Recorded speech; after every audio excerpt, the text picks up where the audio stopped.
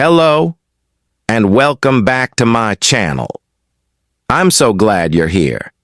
In today's lesson, we're going to talk about a very important topic: how to introduce yourself in English. Whether you're meeting someone for the first time, starting a new job, or joining an online class, knowing how to introduce yourself properly can make a big difference. English introductions can be casual or formal, short or detailed, and today I'll show you 5 different ways to introduce yourself depending on the situation. For each one, I'll give you a full paragraph-style example and explain why it's effective in that specific context. So, stay with me till the end. And don't forget to like, share, and subscribe if you find this video helpful. Let's get started. 1. Casual introduction for everyday use. Let's begin with the most common type of introduction, a casual one. This is the kind of introduction you might use when you're meeting someone in a relaxed environment, like at a party, at a cafe, or even while traveling. In casual settings, your goal is to be friendly and approachable. You typically say your name, maybe mention where you're from, and share something light or interesting about yourself. Example: Hey, I'm Jason. I'm originally from California, but I've been living in New York for the past 2 years. I work as a graphic designer and I love street photography. It's really nice to meet you. Notice that. This introduction is very relaxed and conversational.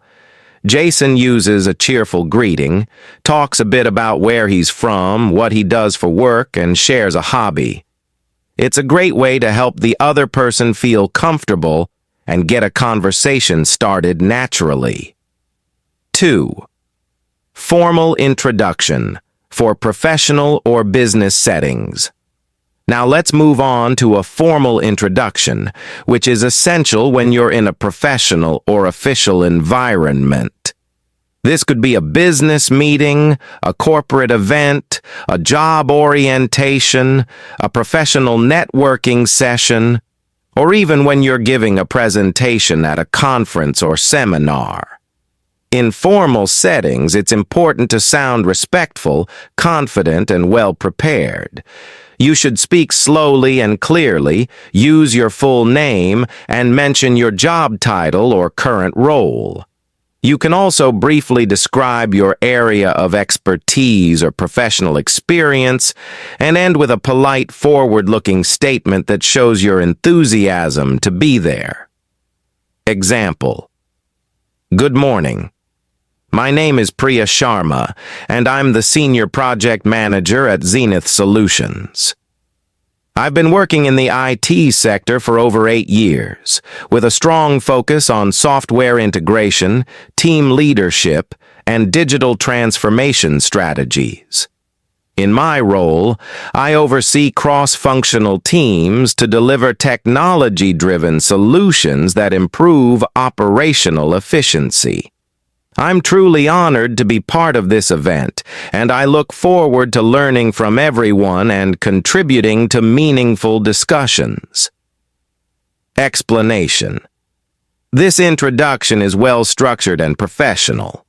Priya begins with a formal greeting, "Good morning," which immediately sets the right tone. She introduces herself using her full name and clearly states her job title and company name, which adds credibility and authority. Next, she outlines her experience and expertise using professional language like software integration and digital transformation. This gives the audience or participants a clear idea of what she brings to the table. 3. Job interview. Introduction. When asked, "Tell me about yourself." One of the most important and nerve-wracking times to introduce yourself is during a job interview. The question, "Tell me about yourself," is usually one of the first things an interviewer asks. and it's your chance to create a great first impression. But here's the secret. They don't want your life story. What they're really asking is, who are you professionally and why are you a good fit for this role? So, your introduction should be focused, confident, and tailored to the job you're applying for. You should briefly talk about your education, experience, skills, and career interests that relate directly to the position. Example: Hello, my name is Ahmed Khan. I recently completed my master's in business administration with a focus on marketing. During my studies, I interned with a digital agency where I helped develop campaigns for several startups, learning how to connect brands with their audiences through storytelling. I'm particularly interested in brand strategy and consumer behavior, and I'm excited about the opportunity to apply these skills in a dynamic and growth-driven company like yours. Ahmed's response is a well-structured and strategic job interview introduction. He begins by stating his name and educational background, which immediately shows his qualifications. Then he shares a specific experience, his internship, and highlights what he learned from it, which shows real-world application of his skills. What makes this introduction strong is how it connects Ahmed's interests and goals with what the company is looking for. He uses enthusiastic and professional language like connect brands with their audiences and apply these skills, which shows that he's motivated and prepared to bring value to the role. Notice that always adapt your job interview introduction to match the job description. Use keywords from the listing and align your skills with what the company needs. Keep it under 60 to 90 seconds and practice it until it feels natural and confident. 4. Classroom or group setting. Introduction, new student or team member. Now let's imagine you've just joined a new class, a workshop, or a study group, or maybe you're the newest member of a project team at work. In these environments, your introduction doesn't have to be formal, but it should be warm, respectful, and informative. In this setting, it's helpful to share your name, your background or role, what you're studying or working on, and something personal, like a hobby or interest, that makes you more relatable. Example: Hi everyone, I'm Emily Chen. I just joined this course in environmental science and I'm really excited to be here. I'm originally from Singapore, and I've always been passionate about sustainability and protecting the environment.